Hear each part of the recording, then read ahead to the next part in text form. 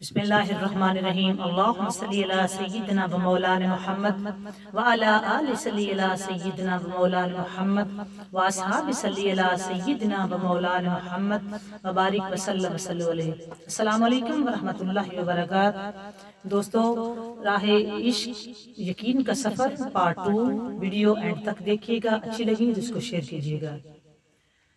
इस उदैर उम्र की औरत की सराहत पर गजाला ने भीगी हुई पलकों के साथ एक ठंडी आहबरी कहानी का बाकी हिस्सा सुनाया। हिजाज के सफर में वालिद बुजुर्गवार को ये मालूम था कि जहाँ कहीं भी काफिला रुकता था वो अपने ठहरने की जगह आम लोगों से हटकर एक दो गोशे में पसंद करते थे। इनकी इबादतों, रियाजत और ख्याल की यकसोई में कोई खलल न हो। एक दिन ऐसा हुआ कि काफिला एक घने जंगल को अबूर कर रहा था। शब रोज चलते चलते कई दिन बीत गए, लेकिन जंगल की मुसाफत खत्म होने को न आई। पहम तगदो की वजह से काफिला थक चुका था, इसलिए तीसरे दिन शाम के वक्त एक पहाड़ के दामन में रुक गया। रात आधी से ज्यादा ढल चुकी थी। सिवाय चंद मेहमानों के सारा काफिला गहरी नींद सो रहा था। किनारे के नजदीक वालिद बुजुर्गवार ने अपना खैमा नस्ब कराया। वो तहज्जुद की नमाज में मसरूफ थे। मैं एक गोशा में लेटी हुई थी कि अचानक घोड़ों के टापों की आवाज मेरे कान में आई। मैं फौरन जाग गई और खैमा के बाहर एक शख्स को ये कहते हुए सुना कि जल्दी करो, यही वो खैमा है। अभी ये जुमला खत्म ना हो पाया था कि चंद भारी भरकम जिस्म वाले सिपाही खैमे के अंदर घुस आए और उन्होंने कमन फेंक कर मुझे और वालिद को गिरफ्तार कर लिया। शिकंजों की तरह मेरे हाथ और पांव कस दिए गए और मैं बिल्कुल बेबस हो गई। इसके बाद जालिमों ने मुझे वहां से उठाकर एक तेज रफ्तार घोड़े की पूंछ से बांध दिया। जिस वक्त सिपाही ने घोड़े को दौड़ाया, मैंने देखा कि वालिदे बुजुर्गवार भी इसी घोड़े की पूंछ से बंधे हुए थे। इसके बाद इन्हें कहाँ ले जाया गया, इनके साथ क्या वाक़या पेश आया, मुझे कुछ नहीं मालूम। इसकी कोई खबर नहीं मिली कि वो आज तक वकीदे खयात हैं या वो अल्लाह को प्यारे हो गए हैं। रात भर पूरी कुव्वत रफ्तार के साथ घोड़ा चलता रहा। सुबह को जब वो फूटने लगी तो मुझे घने पहाड़ों के बीच में एक चश्मे के किनारे उतारा गया। मेरे साथ दो घोड़ा सवार और भी थे जो दाएं बाएं दोनों तरफ सीना तान कर चल रहे थे। अब मेरा कमंद खोल दिया गया था, लेकिन तकलीफ शिद्दत से सारा जिस्म चूर चूर था। बड़ी मुश्किल से चलकर चश्मे के किनारे पहुंची। वजू करके सुबह की नमाज अदा की। इस वक्त मेरे ऊपर सख्ते की कैफियत तारी थी। समझ नहीं आ रहा था मेरे साथ क्या वाक़या पेश आ गया। नमाज से फारिग होकर अपना मुंह ढांपते हुए एक किनारे बैठ गई। फरते तहय्युर से मुझसे रोया भी नहीं जा रहा था। एक सिपाही ने मुझ पर तंज करते हुए कहा, उदास क्यों बैठी हो? आज शाम तुम समरकंद के बादशाह की मलका बना दी जाओगी। शाही महल पहुंचकर तुम्हारे दिन पलट जाएंगे। मैंने जब ये सुना तो मेरी हैरत मुझ पे और हैरत और सख्ते का आलम तारी हो गया। जैसे किसी तूफान का बंध टूट गया है। मेरी हिचकियों के गुदास से चट्टानों के जिगर में शगाफ हो गया। एक भयानक अंजाम के खौफ से मैं लरज गई। खुदाए किरदगार और रसूले कौनैन की जनाब में दिल की खामोश फरियाद के सिवा अब मेरे लिए कोई निजात की सबील नहीं रह गई थी। वालिद का गम अलग सुहान रू था। खुद अपना हाल ये था कि मारे शर्म और गैरत के जमीन में दफन होने को जी चाहता था। थोड़ी देर बाद खादमों ने घोड़े की पुश्त पर मुझे सवार किया और गठड़ी की तरह बांध दिया। जिस्म की अजियत के अलावा रूह का कर्ब सबसे ज्यादा जांगुसल था। घोड़े की पुश्त से बंधी हुई नींद पे खुशी की हालत में मैं चली जा रही थी। मुझे खुद नहीं मालूम था कि मेरा अंजाम क्या होने वाला है। शाम को एक वादी के करीब पहुंची तो सामने एक निहायत अजीम ऐवान नजर आया। सिपाही ने फिर मुझे तंज करते हुए कहा, देख लो, ये वो शाही महल है जहां तुमने मलका बनकर रहना है। फिर जख्मों पर नमक की टेस्ट महसूस हुई और मैं फूट फूट कर रोने लगी। किसी पहरा देने वाले सिपाही ने आवाज दी, محل کے عقبی دروازے پر یہ گھوڑا لے کر جاؤ اور کھڑا کر دو۔ باغ پکڑتے ہوئے ایک شخص گھوڑے کو آہستہ آہستہ لے کر آگے بڑھا۔ محل کے عقبی دروازے پر گھوڑا کھڑا کر دیا گیا۔ چند ہی لمحے کے بعد دروازہ کھلا اور اندر سے چند نوجوان عورتیں باہر نکلی، مجھے گھوڑے پر سے اتار کر اندر کی طرف لے چلیں۔ میرا دل دھڑک رہا تھا اور حیرت زدہ ہو کر میں اپنے مقدر کا تماشا دیکھ رہی تھی۔ معلوم ہوا کہ یہ شاہی محل کی کنیزیں ہیں جنہیں میری خدمت کے لیے مامور کیا گیا ہے۔ ان کنیزوں نے لے جا کر مجھے ایک آراستہ مکان میں اتارا۔ انتہائی بے چینی کے عالم میں نے وضو کیا اور مغرب کی نماز کے لیے کھڑی ہو گئی۔ جب میں نے دعا کے لیے ہاتھ اٹھائے تو فرط غم سے پھوٹ پھوٹ کر رونے لگی۔ والد بزرگوار کے فیضان عشق کے صدمے میں مدینہ ہماری روحوں سے بہت قریب ہو گیا۔ تصور کے سہارے میں سنہری جالی کے قریب پہنچ گئی، ایک بے قرار فریادی کی طرح اپنے آقا کو آواز دی، چوکھٹ کی کنیز اپنی آبرو کی بھیک مانگتی ہے۔ میرے آقا، چوکھٹ کی کنیز اپنی آبرو کی بھیک مانگتی ہے۔ میرے آقا، چوکھٹ کی کنیز اپنی آبرو کی بھیک مانگتی ہے۔ سرکار، میرے بوڑھے باپ کے آنسوؤں کا بھرم رکھ لیجئے، ظالموں کے چنگل سے میری ناموس کو بچائیے۔ یہ کہتے کہتے شدت کرب سے میرے اوپر غشی طاری ہو گئی۔ کافی دیر کے بعد میری آنکھ کھلی تو دیکھا کہ کنیزیں میرے سرانے کھڑی پنکھا جلا رہی ہیں۔ میں نے ان میں سے کسی کی طرف توجہ نہیں کی۔ انہوں نے مجھ سے ہم کلام ہونے کی پوری کوشش کی، لیکن میں نے یک لخت خاموشی اختیار کر لی تھی۔ رات جب تھوڑی سی ڈھل گئی تو میں نے دیکھا کہ چند کنیزیں اس گھر میں داخل ہوئیں۔ ان کے ہمراہ چند صندوق بھی تھے۔ انہوں نے مجھے مخاطب ہو کر کہا، مبارک ہو، تمہاری قسمت کا ستارہ آج عود ثریا پر چمکنے والا ہے اور آسان کے شہرا آفاق حسن آج اپنے صحیح قدردان کے پاس پہنچ گیا ہے۔ ہوش میں آؤ، یہ موقع آنسو بہانے کا نہیں، خوشی سے مچل جانے کا ہے۔ سامان آرائش لیے ہوئے یہ کنیزیں کھڑی ہیں، تم انہیں اجازت دو کہ وہ تمہیں دلہن بنائیں۔ بادشاہ نے جب سے تمہارے خداداد حسن کا شہرا سنا ہے، اس کی آنکھوں کی نیند اڑ گئی ہے۔ آج شاہی محل کے چند وفادار سپاہی کی بدولت بادشاہ کی زندگی کا قرار واپس لوٹ آیا۔ یہاں پہنچ کر غزالہ آبدید ہو گئی، بولتے بولتے اس کی آواز خلق میں پھنس گئی۔ بڑی مشکل سے اتنا کہہ کر خاموش ہو گئی کہ ان کی کنیزوں کی زبانی یہ سن کر میرے دل پر جیسے بجلی گر پڑی۔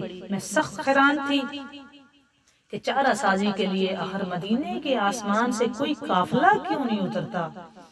میں یہ وحشتناک خبر سنتے ہی رنج و غم سے نڈھال ہو گئی۔ کنیزیں میرے قریب آ کر بیٹھ گئیں اور مجھے سمجھانے لگی، ہر چند کہ انہوں نے مجھ سے گفتگو کرنے کی کوشش کی، لیکن میں نے یک لخت خاموشی اختیار کی ہوئی تھی۔ جب بہت دیر ہو گئی تو بادشاہ کی ایک منہ لگی کنیز دوڑتی ہوئی آئی اور اچانک ان پر برسنے لگی، جہاں بنا خجلۂ عروسی میں کب سے منتظر بیٹھے ہیں اور تم یہاں ہاتھ پر ہاتھ دھرے بیٹھی ہو، چلو جلدی کرو ورنہ شاہی عتاب نازل ہوگا تو کسی کی خیر نہیں ہے۔ کنیزوں نے دلی زبان میں جواب دیا، ہم کیا کریں، جوڑے کے تھال کے لیے کب سے خوشامد کر رہی ہیں، لیکن ان کا دماغ تو آسمان پر ہے، یہ تو بات کرنے کی روادار نہیں ہے، یہ تو بات ہی نہیں ہم سے کر رہی۔ دلہن بنانے کا تو کیا موقع، آخر ضد کی بھی کوئی حد ہوتی ہے۔ یہ جواب سن کر کنیز نے غصے سے بھری ہوئی آواز میں کہا، اچھا ٹھہرو، ان کا علاج بھی دریافت کر کے آتی ہوں۔ یہ کہہ کر وہ واپس لوٹی اور بجلی کی طرح نظر سے اوجھل ہو گئی۔ میرا دل خوف سے دھڑکنے لگا کہ نامعلوم کون سی قیامت توڑے گی۔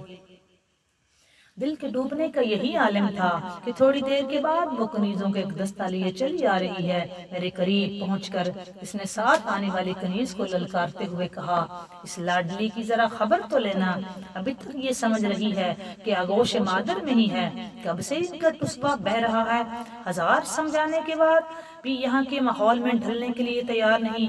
جیسے بھی ہو آج اس کی تریاحت توڑ دو، عزلِ عروسی میں پچانے کے بعد خود ہی اس کا نشہ اتر جائے گا، جلدی کرو، بادشاہ اس کا انتظار کر رہے ہیں۔ اس بدبخت کی للکار پر ساتھ آئی ہوئی کنیزیں آگے بڑھی، چاروں طرف سے بے تحاشا مجھ پر ٹوٹ پڑی اور مجھے اپنے شکنجے میں کس لیا۔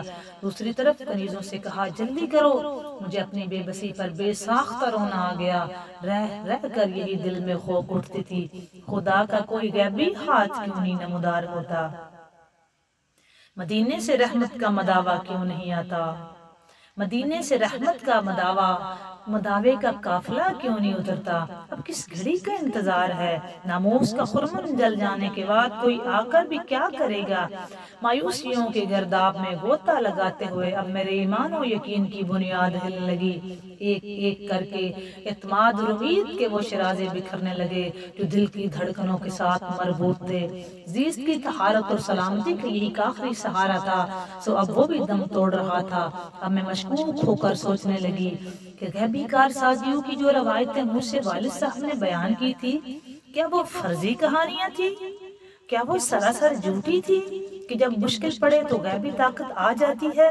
میرے والد تو روز مجھ سے یہی کہا کرتے تھے کہ جب بھی کوئی مشکل پڑے تو غیب سے مدد آ جاتی ہے، مدینے کے آسمان سے کوئی نہ کوئی قافلہ ضرور اترتا ہے۔ اب میں نے جب اپنا یہ حالات دیکھے تو مجھے لگا وہ جو میرے والد مجھے یقین کی کہانیاں سناتے تھے وہ ساری فرضی کہانیاں تھی۔ اسی امید و بہم کی کشمکش میں بھیانک انجام سوچ کر مجھ پر اچانک غشی طاری ہو گئی۔ بہت دیر کے بعد جب مجھے ہوش آیا تو میں نے اپنے آپ کو دیکھا کہ دلہن کی طرح سجا دیا گیا ہے۔ یہ منظر دیکھ کر میں شدت سے بے قابو ہو گئی۔ غیر ارادی طور پر میرے منہ سے ایک دردناک چیخ بلند ہوئی، یا رسول اللہ، اپنی زہرا کے صدقے میری آبرو بچائیے۔ یا رسول اللہ، اپنی سیدہ کے صدقے میری آبرو بچائیے۔ یا رسول اللہ، اپنی زہرا سلام اللہ تعالی علیہ کے صدقے میری آبرو بچائیے۔ ابھی میری یہ چیخ فضا میں تحلیل بھی نہ ہو پائی تھی کہ وہی آفت نصیب کنیز میرے سامنے آئی، بدخواسی کے عالم میں دوڑتی ہوئی اور دہشتناک لہجے میں اطلاع دی، ارے غضب ہو گیا، ارے غضب ہو گیا، جہاں پناہ کو ایک نہایت مخلص قسم کے سانپ نے ڈنگ مار دیا ہے۔ وہ ماہی بے آب کی طرح بستی پر تڑپ رہے ہیں، پاسبانوں کو جلدی خبر کرو، فوراً شاہی طبیب کو بلا لائیں، جہاں پناہ صرف چند گھڑی کے مہمان ہیں۔ یہ خبر دے کر وہ پاگلوں کی طرح الٹے پاؤں واپس لوٹ گئی۔ اس واقعہ سے اچانک سارے محل میں کوہرام مچ گیا۔ تمام کنیزیں اور مشاتائیں میرے پاس سے فوراً اٹھ گئیں اور ادھر ادھر بدخواسی کے عالم میں دوڑنے بھاگنے لگی۔ آن کی آن میں محل کا نقشہ بدل گیا۔ میرے یقین کے بجھتے ہوئے چراغوں کی لو تیز ہو گئی۔ میری امیدوں کا آبگینہ شکست کی زد سے بچ گیا۔ خوشا نصیب کہ میری آتشی فریاد مدینے کی چوکھٹ سے بامراد واپس آئی۔ میری روح کے مانوی سہاروں کی عمر دراز ہو گئی۔ میرے دل کے تاریک ویرانے اچانک کسی شاداب گلستان کی طرح لہلہا اٹھے۔ اب سجدہ شکر سے میری پیشانی بوجھل ہوتی جا رہی تھی۔ اچانک سر کے بل میں زمین پر گر پڑی۔ بھرپور تنہائی کے عالم میں میری بے نیاز بندگی کے مچلنے کا تماشا قابل دید تھا۔ بھرپور تنہائی کے عالم میں میری بے نیاز بندگی کے مچلنے کا تماشا قابل دید تھا۔ بھرپور تنہائی کے عالم میں میری بے نیاز بندگی کے مچلنے کا تماشا قابل دید تھا۔ کئی بار فرط مسرت سے میں اچھل کر عرش الہی کے کنگروں کو چھو کر آئی۔ میری روح کے نہانے میں غیبی چارہ گری کا جو یقین جاگ اٹھا تھا، اب اسے سلا دینا آسان نہیں تھا۔ کئی پہر رات تک جذبات کے تلاطم کا یہی عالم رہا۔ جیسے مجھے تنہائی کا موقع ملا، میں نے شیطان کا مہیا کیا ہوا پیرہن فوراً اتار دیا اور اپنے پرانے کپڑوں میں ملبوس ہو گئی۔ کیونکہ میں اپنی زبان پر قفل لگا کے رکھتی تھی، اس لیے میں اس واقعہ کے انجام سے متعلق کسی سے کچھ دریافت نہ کر سکی۔ لیکن ساری رات محل کے مختلف حصوں میں شرو افغان کی آواز سے یہ اندازہ ضرور ہوا کہ قہر الہی کی مار بڑی جان گسل ہے۔ صبح کو میرے کمرے کے قریب دو کنیزیں باتیں کر رہی تھی۔ نہ جانے کس قسم کا وہ زہر یا بچھو تھا کہ ابھی تک اس کی زہر نہیں اتری۔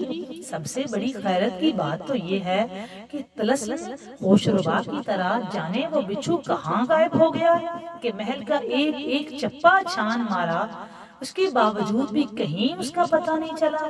دوسری کنیز نے بات کاٹتے ہوئے کہا، سب سے لرزہ خیز بات تو یہ ہے کہ دربار کے رومی طبیب نے کہا ہے کہ بادشاہ کا اس مخلق زہر سے جان بر ہونا بہت مشکل ہے۔ بالفرض علاج معالجے سے وہ اچھے ہو بھی گئے تو یہ زہر زندگی کے آخری لمحے تک ان کا ساتھ نہیں چھوڑے گا، کیونکہ سارے محل کی توجہ اب بادشاہ کے علاج کی طرف مبذول ہو گئی تھی۔ اس لیے ان ایام میں نشان نشانے سے ہٹ گئی تھی۔ تسبیح، درود اور تلاوت و نماز کے علاوہ میرا کوئی مشغلہ نہیں تھا، نہ میرا کسی سے کوئی واسطہ تھا، نہ بجز ایک دو کنیزوں کے جو میری ضرورت کی چیز مہیا کرنے پر مامور تھی، نہ کوئی میرے قریب آتا تھا۔ میری زبان بندی نے مجھے بہت سارے مصائب سے بے خطر کر دیا تھا۔ خیالات کی طہارت اور دل کی یکسوئی کے باعث اب میری روح کی لطافت ملکوتی سرشت سے دن بدن قریب ہوتی جا رہی تھی۔ مدینے کے آسمان سے سفید بادلوں کے امڑتے ہوئے قافلے اب میری نظر کے سامنے ہر وقت رواں دواں رہا کرتے تھے۔ اب ماتھے کی آنکھوں سے میں اس حقیقت کا شب و روز نظارہ کرنے لگی تھی کہ مظلوموں کی آہ کس طرح آسمان کے دریچوں سے گزر کر باب رحمت پر دستک دیتی ہے۔ مظلوموں کی آہ کس طرح آسمان کے دریچوں سے گزر کر باب رحمت پر دستک دیتی ہے۔ جلووں کے اسی عالم رنگ رنگ میں میرے کئی مہینے گزر گئے۔ میری روح کی نفاست و تازگی کا خوشگوار موسم حافظے سے کبھی اوجل نہیں ہوتا۔ ایک دن میں اشکبار آنکھوں سے قرآن کی تلاوت کر رہی تھی کہ محل کی کنیز آئی اور دو زانوں ہو کر میرے سامنے بیٹھ گئی۔ جب میں تلاوت سے فارغ ہوئی تو اس نے نہایت دھیمی آواز میں کہا، مجھے آپ کے تقدس مآب زندگی سے بے حد عقیدت ہو گئی ہے۔ آپ کے نالہ سحر نے پہاڑوں میں شگاف ڈال دیا ہے۔ میں آپ سے اتنی عقیدت رکھتی ہوں جتنی آپ عبادت کرتے ہوئے آپ کو دیکھتی ہوں۔ میری دن بدن آپ سے عقیدت بڑھتی جا رہی ہے۔ اب آپ اپنی بے داغ زندگی کو زیادہ ازردہ نہ کیجیے۔ ظالم کو اپنے کرتوت کی سزا مل گئی۔ طبیبوں نے کہا ہے کہ بچھو کے زخم نے ناسور کی شکل اختیار کر لی ہے، اب وہ بہت دنوں تک اچھا نہیں ہوگا۔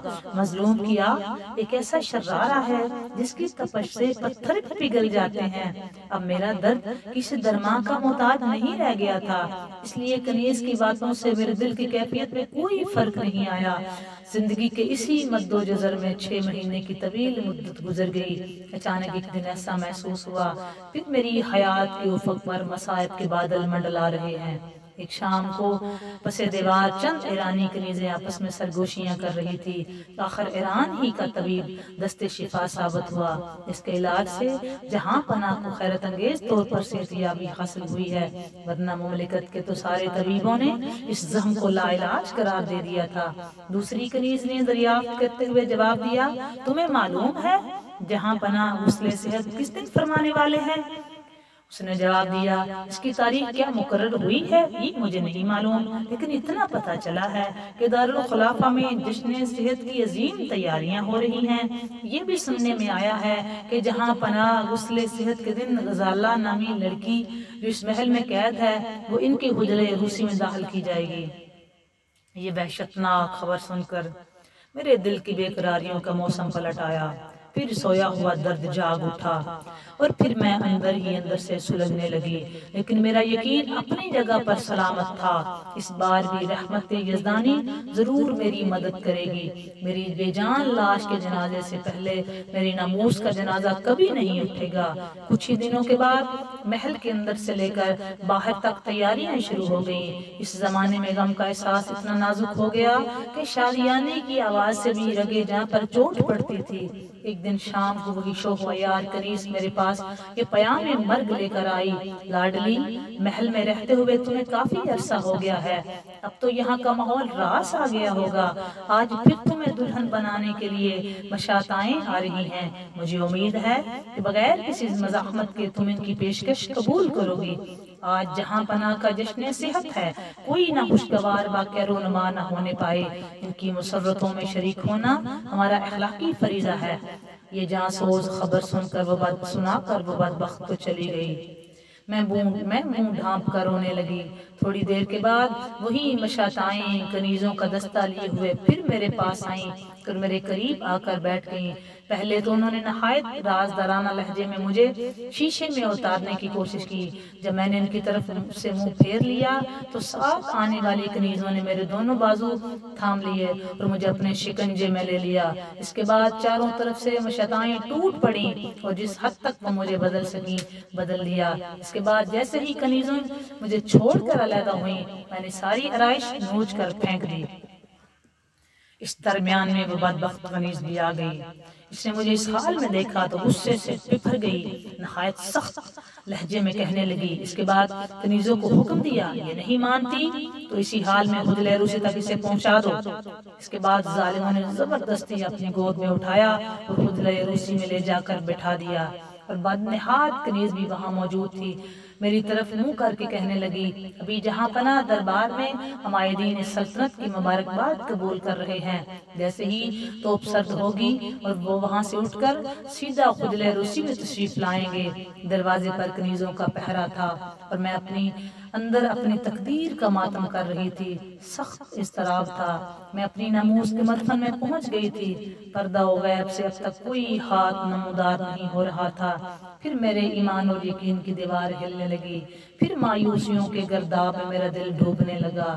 امید کا ٹمٹماتا ہوا ایک چراغ جل رہا تھا، وہ بھی آندھیوں کی زد پر تھا۔